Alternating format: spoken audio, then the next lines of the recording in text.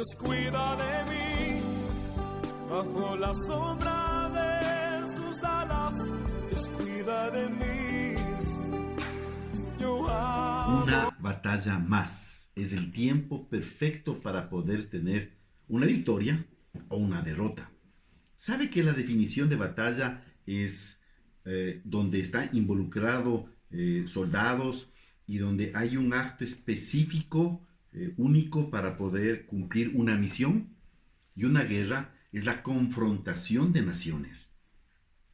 Tenemos una guerra y en este caso la guerra de la vida tiene que ver con cómo voy a terminar esta guerra de la vida, los procesos que he vivido, las circunstancias que me han pasado, el origen que he tenido, todo ese vivir que me ha provocado ser la persona que soy hasta ahora y la que puedo llegar a ser en mi último tiempo.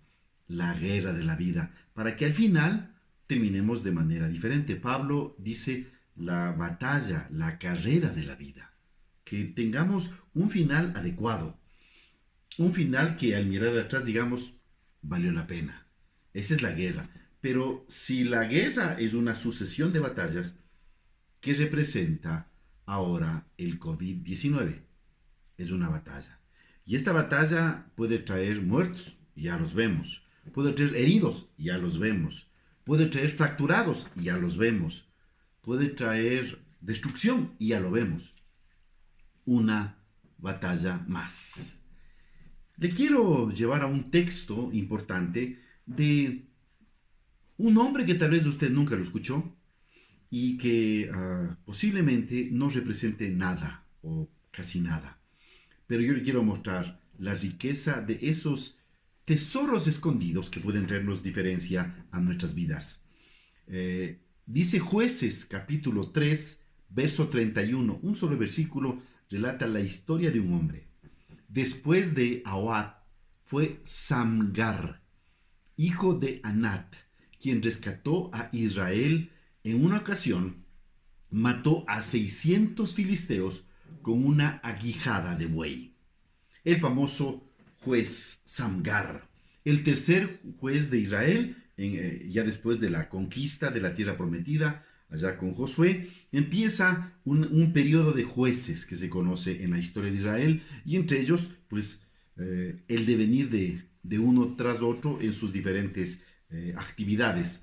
Samgar es el tercer juez. Samgar significa entre el que huye o fugaz. Yo pensaría tal vez el que es fugaz, tal vez es una traducción adecuada por el contexto de su vida. Dice la Biblia que él mató en una ocasión 600 filisteos con una aguijada de buey. Se le conoce como libertador de Israel. Entre las judicaturas de dos jueces, Ehud y Barak, solo se registra un acto heroico de Samgar.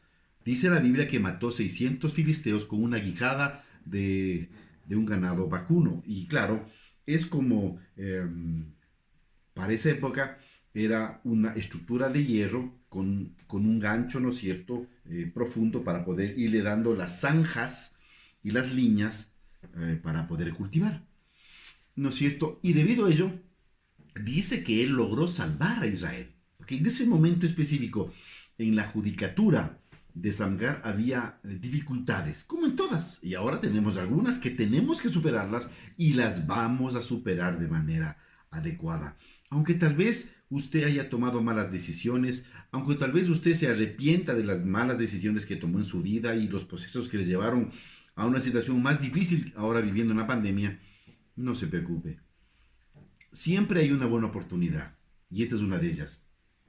Además, según el historiador Josefo, ¿no es cierto?, que estudió la historia de los judíos, ¿no es cierto?, los textos son importantísimos. Un historiador judío con ciudadanía romana.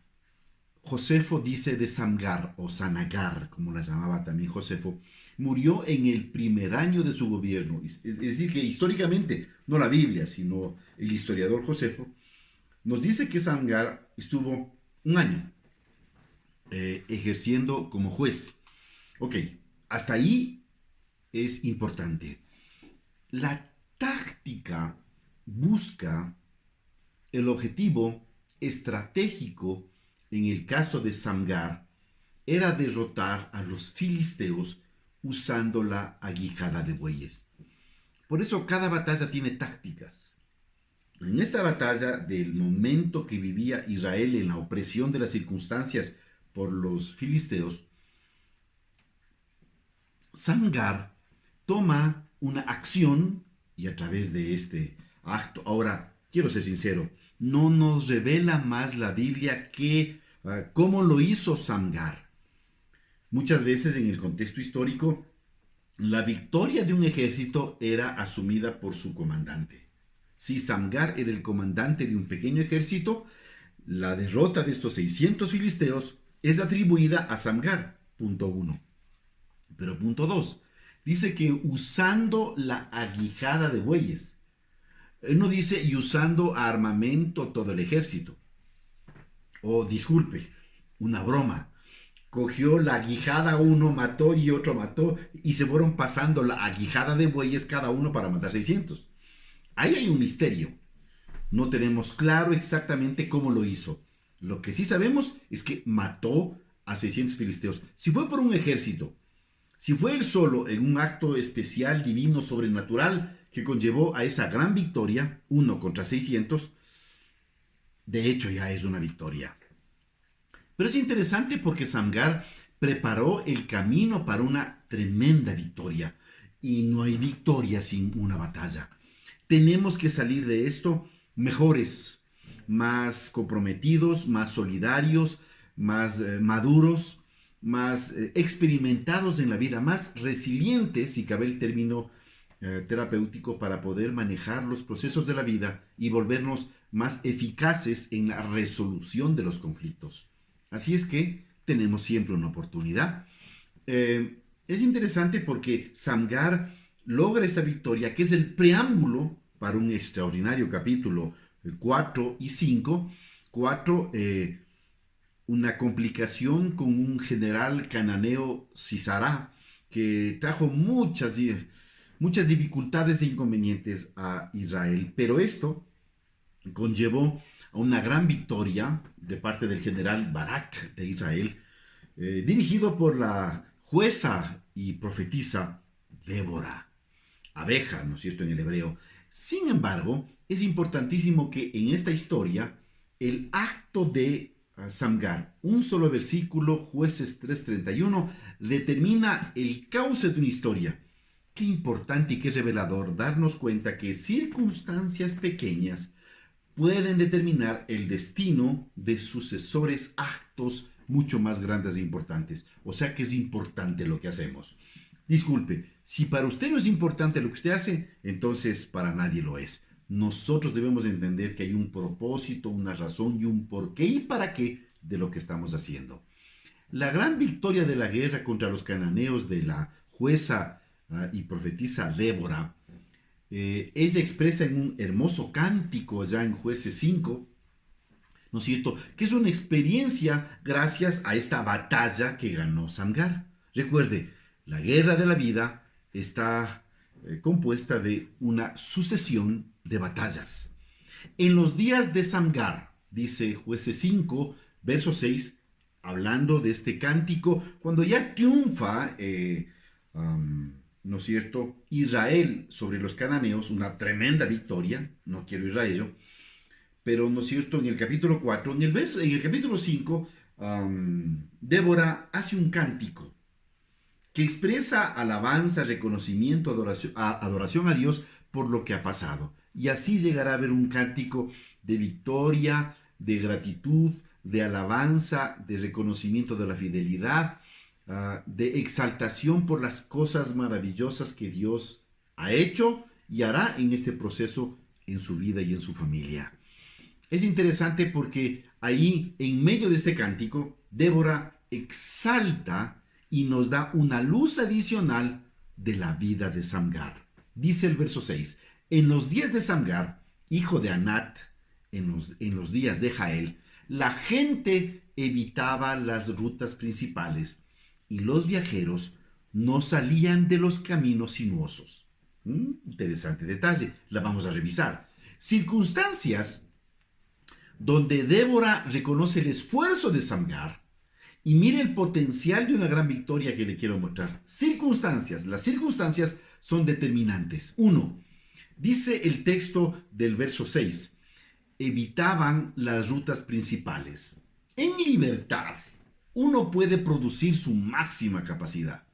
Por eso la dificultad de la pandemia, porque no tenemos toda la libertad. La nueva normalidad, entre otras cosas, y por eso hay tanto reclamo a nivel de muchos organismos, instituciones y pensadores del comportamiento humano, de que lo que ha hecho la pandemia es darle el control a ciertos organismos de la libertad y la capacidad del ser humano.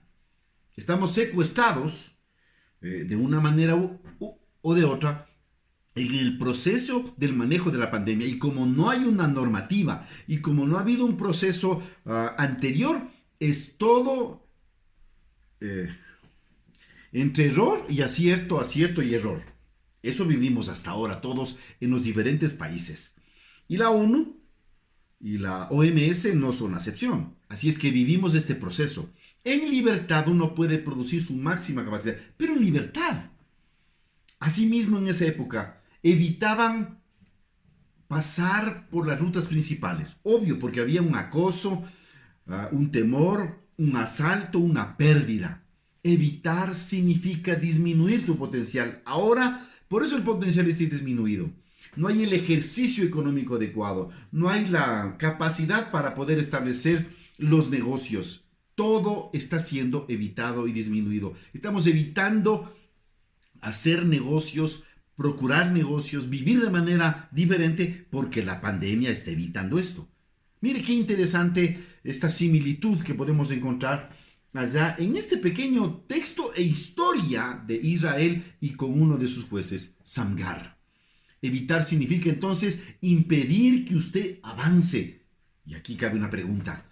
¿Qué impide que usted avance? ¿Qué está impidiendo que usted realmente pase al próximo nivel?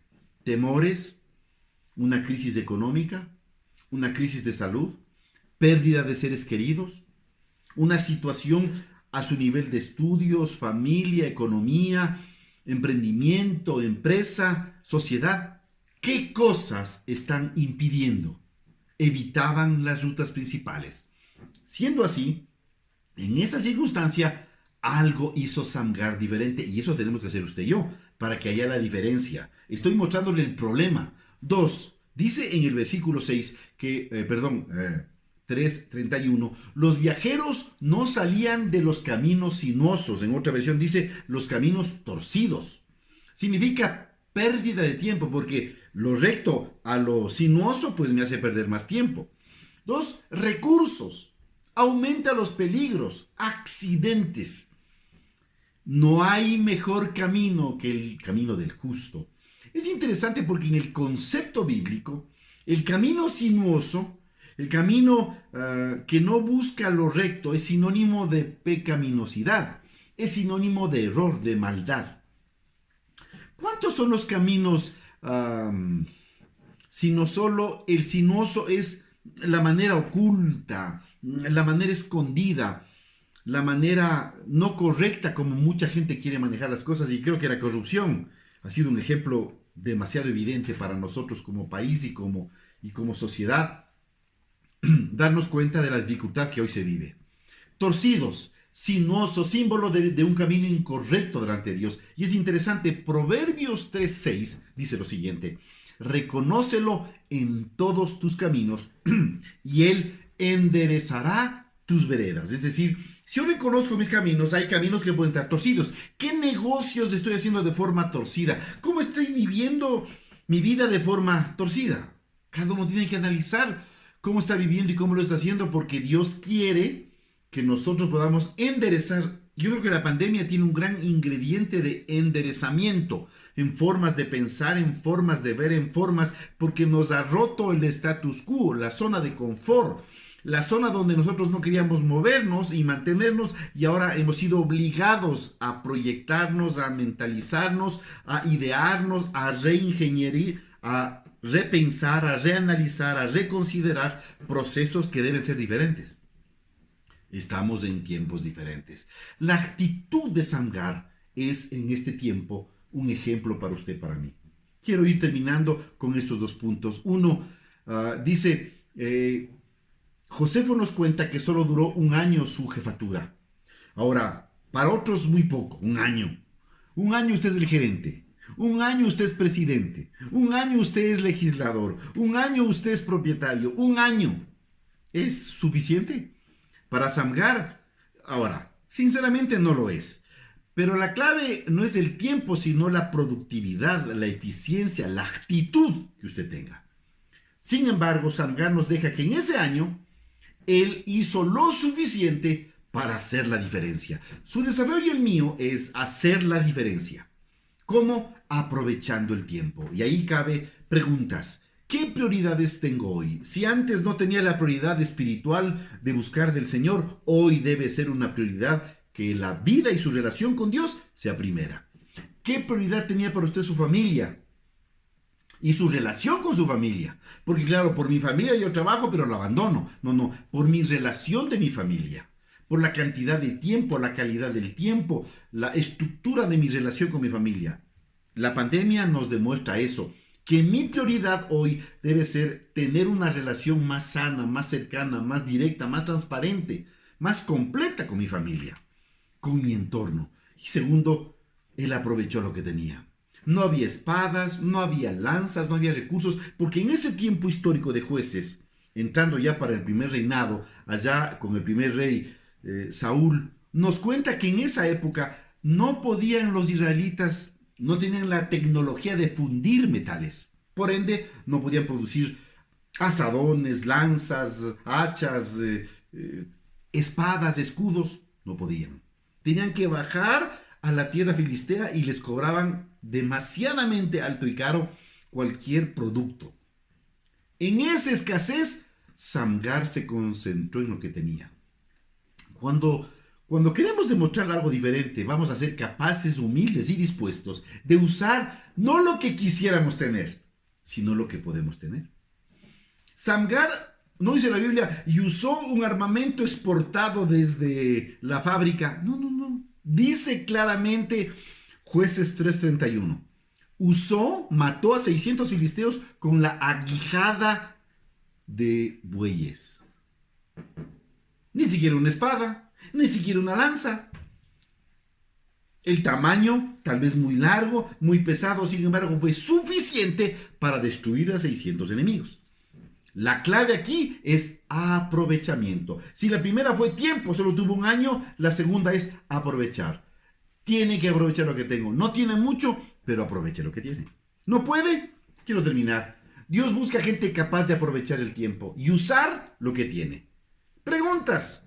Pregúntele a la viuda de Sarepta en el tiempo de Elías. Pregúntele cuánto fue necesario. Ella dijo, solo tengo una porción de harina, un poco de aceite, suficiente. Y eso fue suficiente para que nunca escasee, mientras volvía a llover en Israel, nunca escasee, y en toda la región, allá también en Sarepta, nunca deje de escasear el aceite y la harina. Y a esta viuda nunca le faltó. ¿Cuánto fue necesario? Una pequeña porción de harina y una pequeña porción de aceite. Algo más. Preguntémosle al niño, allá en Mateo, cuando en la multiplicación de los panes, en la primera, el Señor Jesús pregunta que quería alimentarles a los demás, dijeron que no había. Y él preguntó algo interesante. Vean ustedes qué tienen. Y encontraron un niño que tenía 5 panes y 2 peces. ¿Cuánto tenía? 5 panes y 2 peces. Y alimentó a miles. Vea la diferencia. ¿Cuánto necesita para que Dios haga cosas? No es mucho. Tercero, la esposa del profeta allá en el tiempo ya de Eliseo. Dice que su esposo era profeta y murió endeudado. Y en esa época, el que tenía la deuda podía comprar a sus hijos para venderlos y recuperar su inversión, incluida la esposa. Ella va donde Eliseo reclama y dice, no te preocupes, ¿qué tienes en tu casa? Una vasija de aceite. Y dice que con eso Él le hizo pedir todas las tinajas que pudo conseguir y todas fueron llenadas de un aceite tan puro que le restableció su economía, permitió pagar a todos sus deudores y tuvo para sobrevivir y mantenerse. Conclusión. Dios está dispuesto a que usted pueda entregar lo que tiene, poco, limitado, ¿no es cierto?, escaso, pero es un tiempo desafiante y complejo para alcanzar grandes e increíbles maravillas. Por la fe activada en nosotros, vamos a hacer nuestra parte. Usted haga su parte, ponga lo que tiene. Que no tengo mucho, ponga lo que tiene. Póngalo con fe, póngalo con gratitud, póngalo con alabanza, póngalo con creencia de que va a lograrlo. Y el mover profético del Señor va a sucederle en su casa, en su negocio, en su profesión, en su empresa, en su ámbito. Prepárese. Dios espera un Samgar que use el tiempo, que use lo que tiene para que Dios haga el resto. Excelente, felicidades, una oportunidad maravillosa para que podamos seguir alcanzando el mayor potencial en este tiempo.